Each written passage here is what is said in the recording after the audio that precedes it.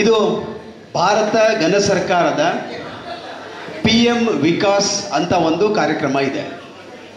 ಅಂದರೆ ನೀವೆಲ್ಲ ಕೇಳಿರ್ತೀರಿ, ಈ PM ಪ್ರಧಾನಮಂತ್ರಿ ವಿಕಾಸ್ ಪ್ರೋಗ್ರಾಮಲ್ಲಿ ಅಂದರೆ ವಿವಿಧ ರೀತಿಯ ಕೌಶಲ್ಯ ಇರುವಂಥ ತರಬೇತಿಯನ್ನು ಕೊಟ್ಟು ಅವರು ಸದೃಢರಾಗಿ ಅವರೇನು ಆರ್ಥಿಕ ಸಂಕಷ್ಟದಲ್ಲಿದ್ದಾರೆ ಅವರು ತಮ್ಮ ಕಾಲ ಮೇಲೆ ತಾವೇ ನಿಂತ್ಕೊಂಡು ಒಂದು ಸಣ್ಣ ಸ್ವ ಉದ್ಯೋಗವನ್ನು ಮಾಡುವಂಥ ನಿಟ್ಟಿನಲ್ಲಿ ಭಾರತ ಸರ್ಕಾರ ಇರ್ಬೋದು ಅಥವಾ ಕರ್ನಾಟಕ ಸರ್ಕಾರ ಇರ್ಬೋದು ವಿವಿಧ ಯೋಜನೆಗಳನ್ನು ರೂಪಿಸಿ ತಮಗೆಲ್ಲರಿಗೂ ಗೊತ್ತಿರೋ ಹಾಗೆ, ನಮಗೆಲ್ಲರಿಗೂ ಗೊತ್ತಿರೋ ಹಾಗೆ ಪ್ರಧಾನಮಂತ್ರಿ ಕಿರು ಆಹಾರ ಉದ್ಯಮ ಅಂತ ಒಂದು ಸ್ಕೀಮ್ ಬಂದಿತ್ತು. ಅದರಲ್ಲಿ ಸುಮಾರು ಸ್ವ ಉದ್ಯೋಗಗಳು ಎಲ್ಲ, ಅದರಲ್ಲಿ ಮಹಿಳೆಯರ ಸಬಲೀಕರಣ ಒಂದು ಕಾನ್ಸೆಪ್ಟಲ್ಲಿ ಮಹಿಳೆಯರು ಸದೃಢರಾಗಬೇಕು, ಅವರು ತಮ್ಮ ಸ್ವಂತ ಕಾಲಲ್ಲಿ ನಿಂತ್ಕೊಂಡು ತನ್ನ ಸಣ್ಣ ಉದ್ಯಮನ ತಾವೇ ಮಾಡಿಕೊಂಡು ಇನ್ನೊಬ್ಬರಿಗೆ ಡಿಪೆಂಡೆಂಟ್ ಆಗಬಾರ್ದು ಒಂದು ನಿಟ್ಟಿನಲ್ಲಿ ವಿವಿಧ ಕಾರ್ಯಕ್ರಮಗಳು ಹಮ್ಮಿಕೊಂಡಿದ್ದಾರೆ.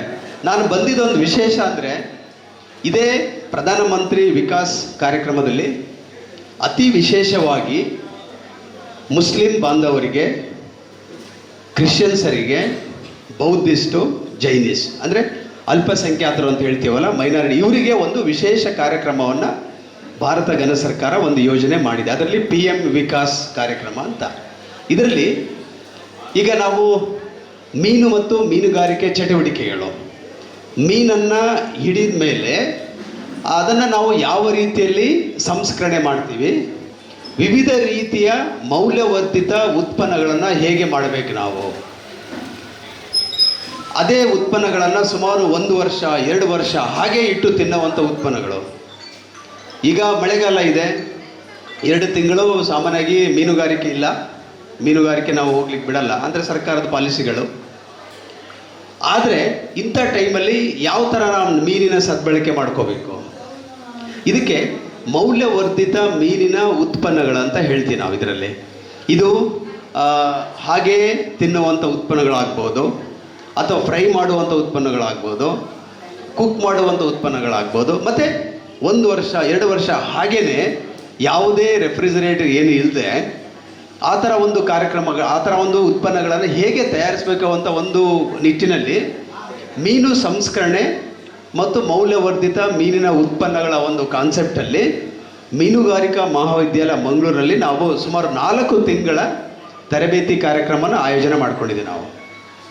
ಈ ಕಾರ್ಯಕ್ರಮಕ್ಕೆ ಅತಿ ವಿಶೇಷವಾಗಿ 33% ಮಹಿಳೆಯರು ಪಾಲ್ಗೊಳ್ಬೇಕಾಗಿದೆ ಇದರಲ್ಲಿ. ಅದು ನಾನು ಆಗಲೇ ಹೇಳಿದಾಗೆ 4 ಕಮ್ಯುನಿಟಿಯರು, ಸುಮಾರು 800 ಜನರಿಗೆ ನಾವು 4 ತಿಂಗಳ ತರಬೇತಿಯ ಒಂದು ಆಯೋಜನೆ ಇದೆ.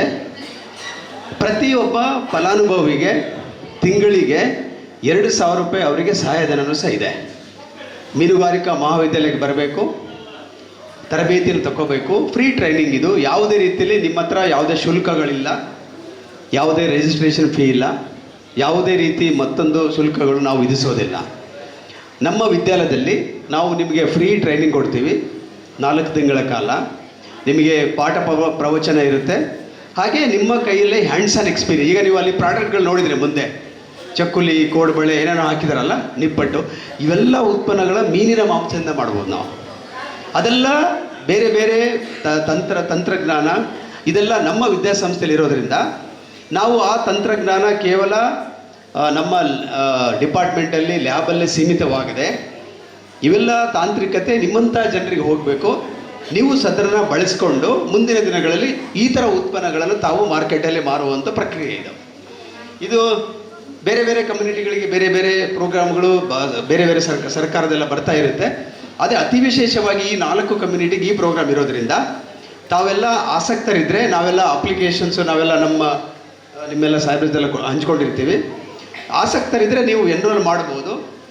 ಆವಾಗ ನಮಗೆ ಗೊತ್ತಾಗುತ್ತೆ ಎಷ್ಟು ಜನ ನೀವು ಆಸಕ್ತರಿದ್ದೀರಿ ಅಂತೇಳಿ ನೋಡ್ಕೊಂಡ್ಬಿಟ್ಟು ನಾವು ಪ್ರೋಗ್ರಾಮನ್ನು ಶುರು ಮಾಡುವಂಥದ್ದು ಪ್ರಕ್ರಿಯೆ. ಹಾಗಾಗಿ ಇಲ್ಲಿ ಬಂದಿದ್ದು ನಾವು ನಿಮಗೆ ಬರೀ ಪಾಂಪ್ಲೆಟ್ ಕೊಟ್ಟು ಹೋಗೋದಕ್ಕಿಂತ ಅಥೆಂಟಿಕೇಟ್ ಆಗಿ ನಾನು ಒಬ್ಬ ವಿದ್ಯಾಸಂಸ್ಥೆಯಿಂದ ಬಂದಿರೋದ್ರಿಂದ, ನಾನು ಮೀನುಗಾರಿಕೆ ಇಲಾಖೆಯಿಂದ ಬಂದಿಲ್ಲ, ವಿಶ್ವವಿದ್ಯಾಲಯದಿಂದ ಬಂದಿರೋದ್ರಿಂದ, ಹಾಗಾಗಿ ಇದು ಒಂದು ನಮ್ಮ ಒಂದು ನಿಮಗೆ ನಮ್ಮದು ಕಳಕಳಿಯ ಮನವಿ. ನಿಮಗೆ ಒಂದು ಭಾರತ ಘನ ಸರ್ಕಾರದ ಒಂದು ಒಳ್ಳೆಯ ಕಾರ್ಯಕ್ರಮ ಕೊಟ್ಟಿದ್ದಾರೆ. ನೀವು ಆಸಕ್ತರಿದ್ದರೆ ಅದರಲ್ಲಿ ತಾವು ರಿಜಿಸ್ಟ್ರೇಷನ್ ಮಾಡ್ಬೋದಾಗಿದೆ.